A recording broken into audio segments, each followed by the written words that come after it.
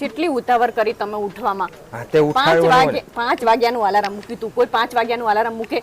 હા તે 5 વાગે ઉઠીને તૈયાર થાવ 2 કલાક તો તમને માં દીકરીને તૈયાર થતા થાય. હજીરો તૈયાર થતા થાય. અમે તૈયાર થઈને અહીંયા બહાર કોઈ તમને દેખાય છે? ભાઈ ના આવે તો આપણો પ્રશ્ન થોડો છે. આપણે તૈયાર રહેવાનું. ફરવા જવાનું તો આપણે આપણા નામથી કોઈ રાજ્ય ના થવા દે. કેટલી ઉતાવળ કરાય તમે અમને?